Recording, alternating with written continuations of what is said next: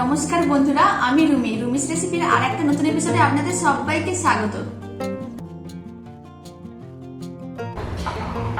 আজ আমি কোনো রকম চিনি বা গুড় ছাড়া এই মিষ্টিগুলো বানিয়ে দেখাবো। রেসিপিটা শেষ পর্যন্ত দেখার জন্য আপনাদের কাছে আমার অনুরোধ রইল। আর এই মিষ্টির রেসিপিটা ভালো লাগলে প্লিজ চ্যানেলটিকে সাবস্ক্রাইব করে নেবেন, পাশে থাকা বেল আইকনটি প্রেস করে নেবেন। আমি যখন নতুন কোনো রেসিপির ভিডিও আপলোড করব আপনাদের কাছে সবার প্রথমে পৌঁছে যাবে। তো চলুন এবার আমি একটা মিষ্টি কেটে দেখাচ্ছি ভেতরটা কেমন হয়েছে। এখন আমি একটা মিষ্টি প্লেটে নিয়ে নিয়েছি। আপনারা দেখুন মিষ্টিটা কতটা নরম তুলতুলে হয়েছে, কেটেই দেখাচ্ছি।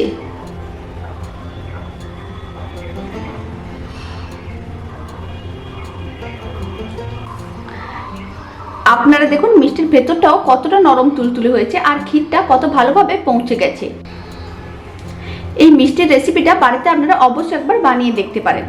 তো চলুন দারুণ স্বাদের মিষ্টিগুলো বানানো শুরু করা যাক। মিষ্টিগুলো বানানোর জন্য একটা মিক্সিং বোল নিয়ে নিয়েছি। এখন মিক্সিং বোলের মধ্যে দিয়ে দিচ্ছি মেজারিং কাপের হাফ কাপ গুঁড়ো দুধ। এখানে 100 গ্রাম গুঁড়ো দুধ আছে। আর দিয়ে দিচ্ছি 2 চামচ ময়দা।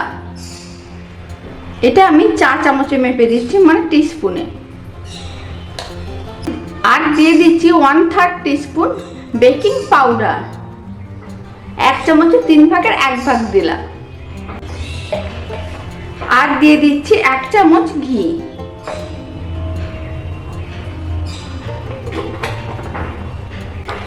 এখন সমস্ত উপকরণগুলোকে একসঙ্গে ভালো করে মিশিয়ে নিতে হবে। এইভাবে শুকনো শুকনো করে প্রথমে মিশিয়ে নিলে বেকিং পাউডারটা চারিদিকে ভালো করে ছড়িয়ে যাবে, তাহলে মিষ্টিগুলো বেশ নরম তুলতুলে হবে। আপনারা বেকিং পাউডারের জায়গায় বেকিং সোডাও দিতে পারেন। বেকিং পাউডার বা সোডা কোনো একটা দিলেই হবে। সমস্ত উপকরণগুলোকে খুব ভালো করে মিশিয়ে নিয়েছি। এখন অল্প অল্প লিকুইড দুধ দিয়ে আমি একটা নরম ডো বানিয়ে নেব।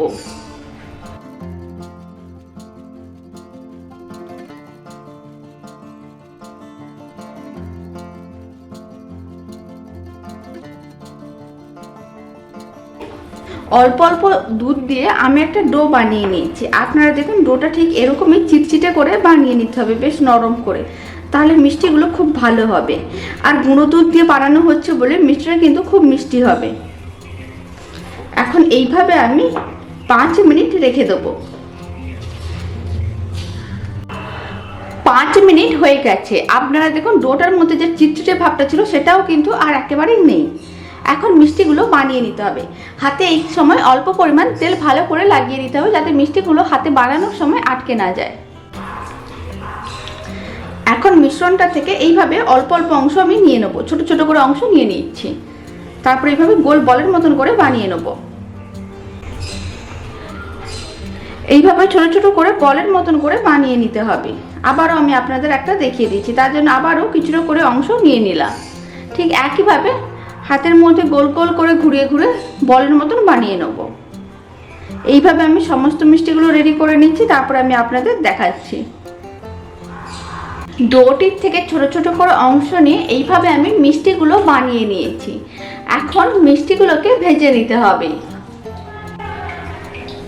আর এখানে আমি হাফ কাপ গুঁড়ো দুধ নিয়েছিলাম। হাফ কাপ গুঁড়ো দুধে এতগুলো মিষ্টি হয়েছে। আপনারা যদি 1 কাপ গুঁড়ো দুধ নিয়ে করেন তাহলে কিন্তু অনেক বেশি পরিমাণ মিষ্টি হবে। মিষ্টিগুলোকে ভাজার জন্য কড়াইতে আমি কিছুটা পরিমাণ তেল নিয়েছি। এখানে সাদা তেল নিয়েছি। তেলটাকে প্রথমে ভালো করে গরম করে নিতে হবে। তেলটা ভালো করে গরম করা হয়ে গেছে। এখন আমি যে মিষ্টিগুলো বানিয়ে রেখেছি সেইগুলো তেলের মধ্যে দিয়ে দেবো। ফ্লেমটা আমি এই সময় মিডিয়াম টু লোতে করে দিলাম। সমস্ত মিষ্টিগুলোই একসঙ্গে দিয়ে দিচ্ছি।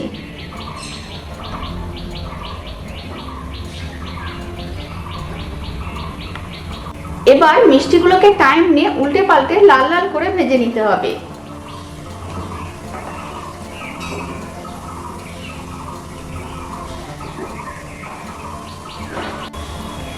মিষ্টিগুলোকে ভাজার সময় এইভাবে কন্টিনিউ নাড়াচাড়া করতে হবে, তাহলে মিষ্টিগুলো কিন্তু চারিদিক দিয়ে ভালো করে ভাজা হবে। নিচে আর আটকে যাবে না বা পুড়ে যাবে না মিষ্টিটা। মিষ্টিগুলোকে টাইম নিয়ে লাল লাল করে ভেজে নিয়েছি। আর মিষ্টিগুলো ভাজার সময় কিন্তু সাইজে একটু বড় হয়ে গেছে, কারণ এর মধ্যে বেকিং পাউডার দেওয়া আছে।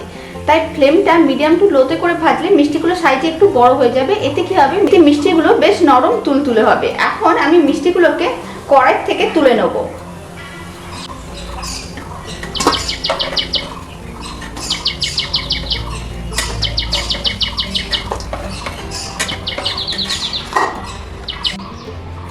মিষ্টিগুলোকে ভাজার পরে আমি একটা বাটিতে করে তুলে নিয়েছি। এখন আবার একটা কড়াইকে গ্যাসের ওপর বসিয়ে দিয়েছি। কড়াইয়ের মধ্যে দিয়ে দিচ্ছি মেজারিং কাপের 1 কাপ দুধ। এখানে 200 ml দুধ আছে। এখন দুধটাকে গরম করে নিতে হবে। দুধটা হালকা গরম হয়ে গেছে। এই সময় আমি এর মধ্যে দিয়ে দিচ্ছি মেজারিং কাপের 1/2 কাপ গুঁড়ো দুধ। যতটা আমি লিকুইড দুধ নিয়েছিলাম তার হাফ আমি গুঁড়ো দুধ দিলাম। এখন গুঁড়ো দুধটা ভালো করে মিশিয়ে নিতে হবে। দুধটা যদি খুব বেশি গরম হয়ে যায় তাহলে গুঁড়ো দুধটা দিলে ভালো করে মিশতে চাইবে না, দলা পাকিয়ে থাকবে। এইভাবে ভালো করে মিশিয়ে নিলাম। গুঁড়ো দুধটা খুব ভালো করে মিশিয়ে নিয়েছি। এখন দুধটাকে একবার খুব ভালো করে ফুটিয়ে নেব। আর এই দুধের মধ্যে কোনো রকম চিনি বা গুড় দেওয়ার প্রয়োজন পড়বে না, কারণ দুধটা আমি গুঁড়ো দুধের সঙ্গে মিশিয়ে মিশ্রণটা রেডি করছি। গুঁড়ো দুধ কিন্তু খুবই মিষ্টি হয়, তাই আলাদা করে কোনো রকম মিষ্টি দেওয়ার প্রয়োজন নেই।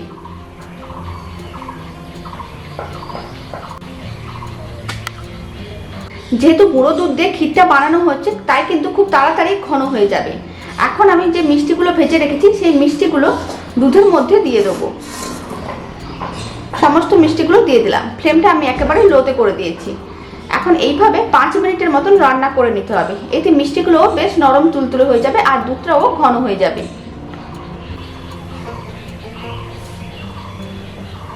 5 মিনিট হয়ে গেছে।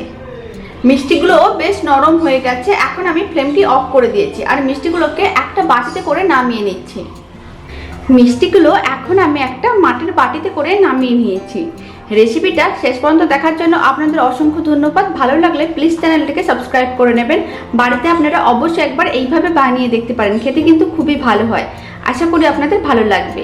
এখন আমি একটা মিষ্টি কেটে দেখাচ্ছি ভেতরটা কেমন হয়েছে। এখন আমি একটা মিষ্টি প্লেটে নিয়ে নিয়েছি। আপনারা দেখুন মিষ্টিটা কতটা নরম তুলতুলে হয়েছে, কেটেই দেখাচ্ছি।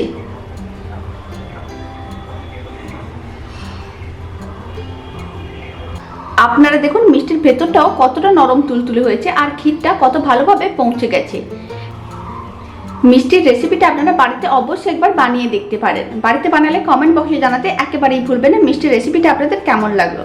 তো চলুন ভিডিওটাকে আমি এখানেই শেষ করছি। আপনারা সবাই ভালো থাকবেন, সুস্থ থাকবেন। আপনাদের সঙ্গে আবার আমার পরবর্তী ভিডিওতে দেখা হচ্ছে।